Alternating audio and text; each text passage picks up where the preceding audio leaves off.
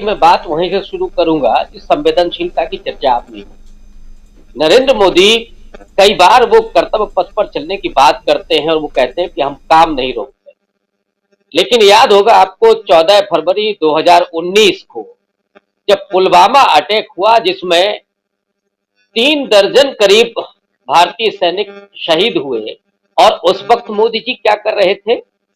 Shooting में व्यस्त थे।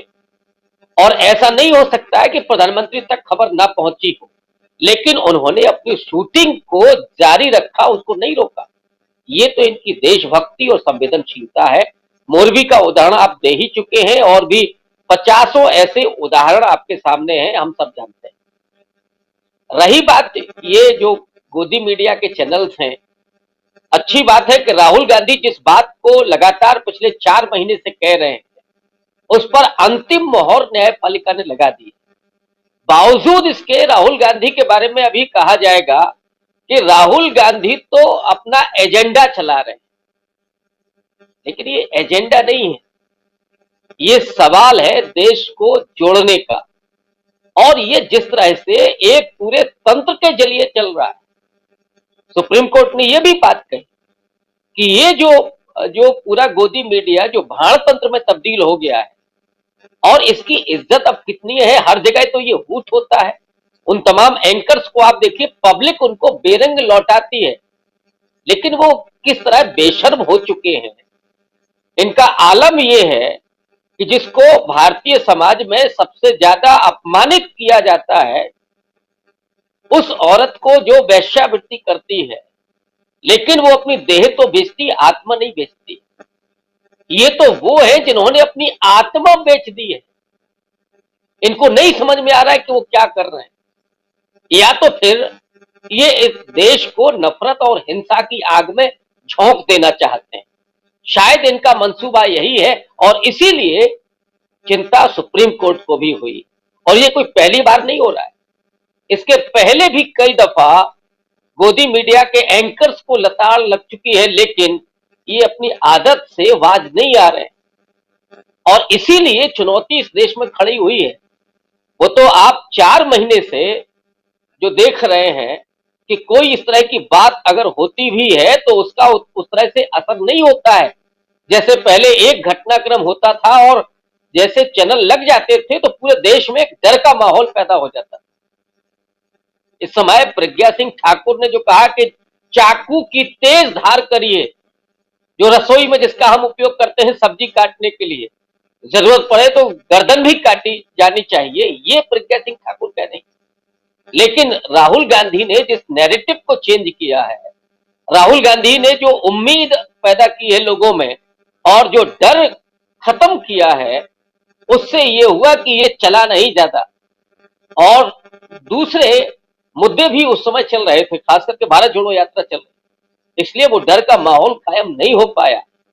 लेकिन ये आशंका निरंतर है कि ये कब पूरे दंगे में तब्दील कर दें किसी छोटी सी घटना को।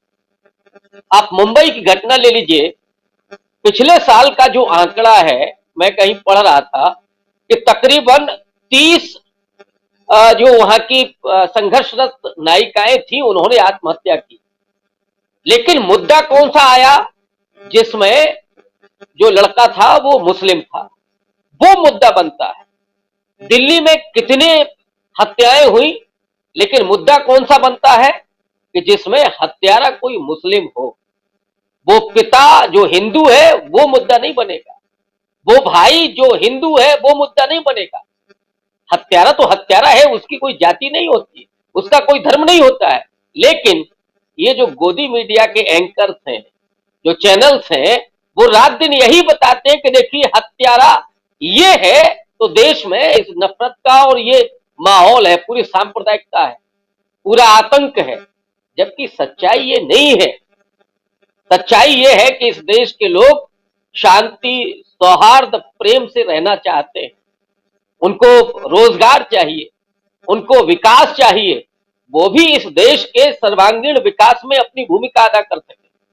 लेकिन ये पार्टी माने जो भारतीय जनता पार्टी है, उसकी जो हिंदुत्व की राजनीति है उसको तो हम लोग बखूबी जानते हैं। सावरकर जो उसके सिद्धांतकार हैं वो तो सीधे तौर पर कहते हैं कि कम्युनिस्ट, मुस्लिम और ईसाई ये हिंदुत्व की धारा में नहीं होंगे, इनको भारत में रहने का अधिकार नहीं होगा। आगे चल करके गोलवलकर आते हैं, वो ये कहते हैं अगर रहना है तो दूसरे दर्जे का नागरिक बन करके रहेंगे।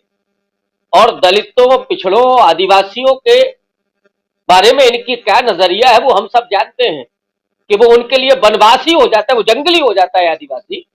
दलित तो वो है जो गटर में पड़ा पड़ा मरता रहे, वो इनका नाली साफ करता रहे और उसको जस्टिफाई करें। मोदी जी की कर्मयोग नाम से जो किताब आई थी, हालांकि उन्होंने वापस बाद में ले ली, उसमें क्या लिखा था मोदी जी ने कि जो मल उठाना है उसमें आध्यात्मिक सुख मिलता है। अब जिन लोगों को लगता है कि आध्यात्मिक सुख मिलता है तो मैं तो पूछता हूं भाई वो क्यों नहीं करते? इनकी यही मानसिकता है और उस मानसिकता को पुख्ता गोदी मीडिया कर रहा है। शुरू में तो ये था कि इनको बाकायदा लगाया गया था, लेकिन अब ये मानसिक रूप से बीमार हो चुके हैं। अब वो खोजते हैं। अभी कुछ दिनों पहले ही दिल्ली में जो जिसका नाम थोड़ा मुसलमान जैसा था, उसी को उन्होंने बताना शुरू कर दिया कि ये मुस्लिम है। दिल्ली पुलिस को ट्वीट करके बोलना पड़ा कि इसमें कोई सांप्रदायिक मसला नहीं है। ये हालात हो गए हैं इन गोदी मीडिया के एंकर्स के। ये मानसिक रूप से बीमार हो गए हैं। इनको तो मुझे लगता है कि जरूरत है कुछ समय तक ये एकांत में रहे।